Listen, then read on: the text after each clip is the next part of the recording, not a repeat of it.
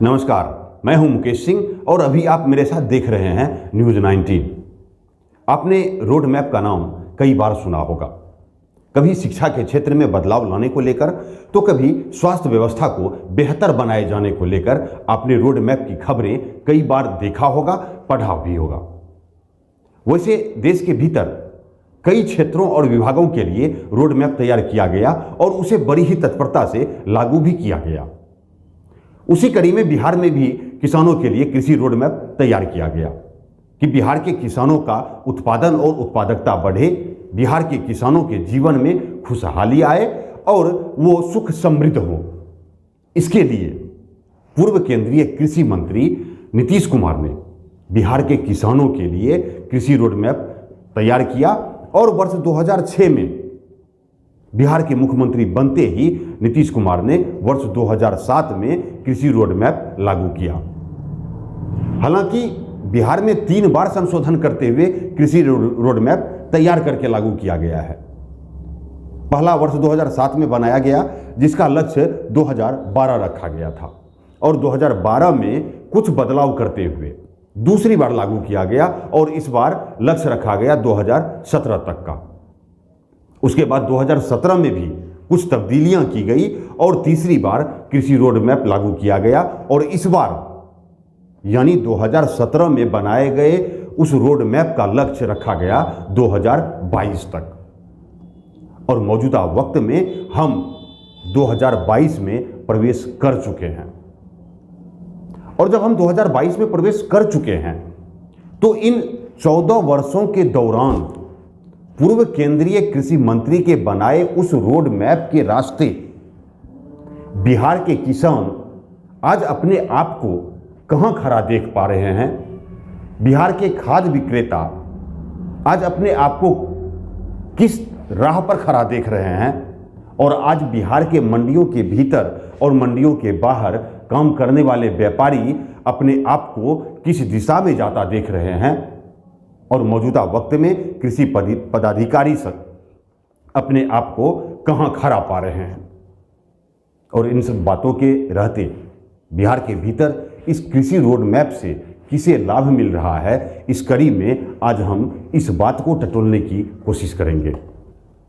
इसलिए यहां पर मैं सबसे पहले आपको याद दिला देता हूं कि अटल जी की सरकार में पूर्व केंद्रीय कृषि मंत्री रहे नीतीश कुमार वर्ष 2006 में जैसे ही बिहार के मुख्यमंत्री बने, वैसे ही वर्ष 2007 में बिहार के लिए कृषि रोड मैप तैयार किया और उसे लागू भी किया।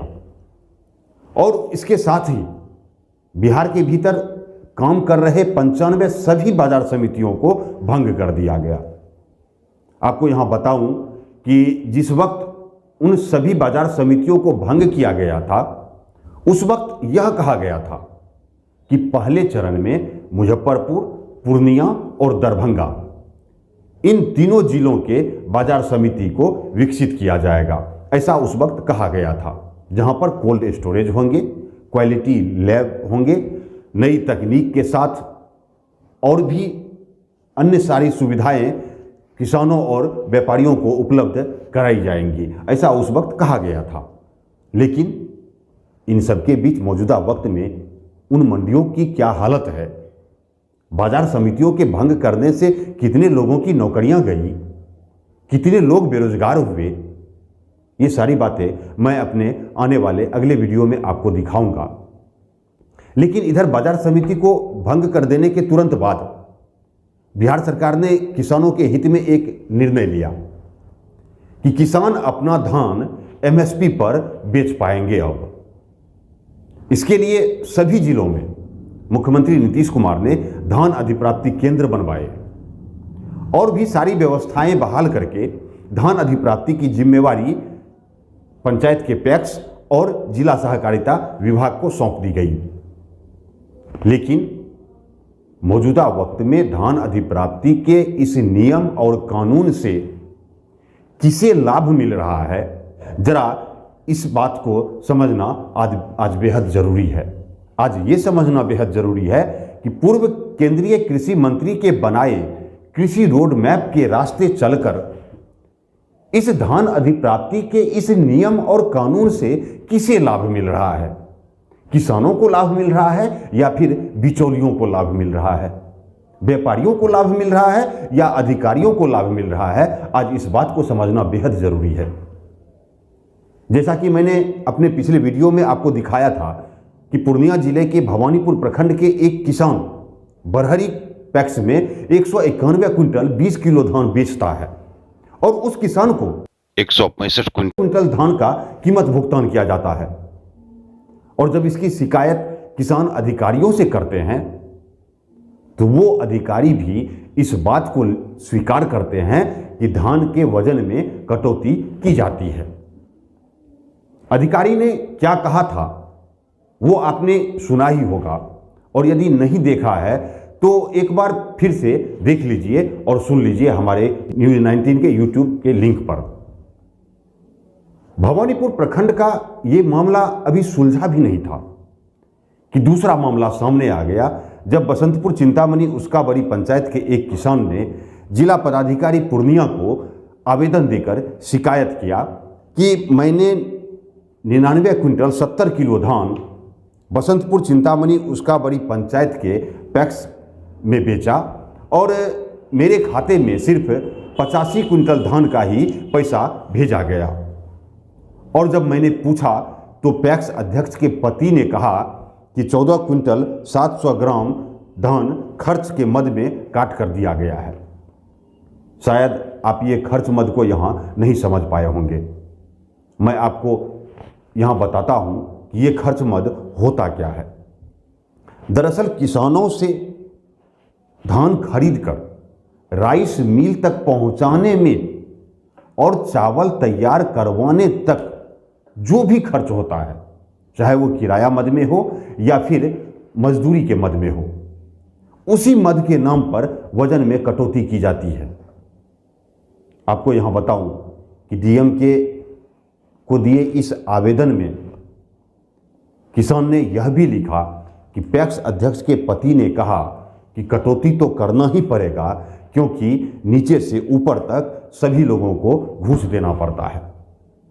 आपको यहाँ मैं बता दूं कि ये कोई एक या दो पैक्स का मामला नहीं है, बल्कि सभी पैक्सों में इस तरह की धांधली मौजूदा वक्त में की जा रही है। हाँ, कहीं कम तो कहीं ज़्यादा, लेकिन मौजूदा वक्त में सभी पैक्सों में किसानों को लूटा जा रहा है।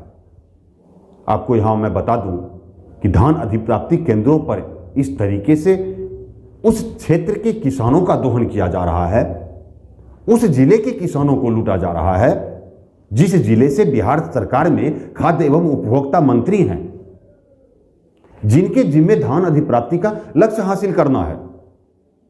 बावजूद एक तरफ जहां पूर्णिया जिले के किसानों के साथ लगातार दोहन हो रहा है, तो वहीं किसानों के इस दोहन पर स्थानीय सभी जनप्रतिनिधि अपनी आंख, कान और जुबान तीनों बंद रखे हुए हैं।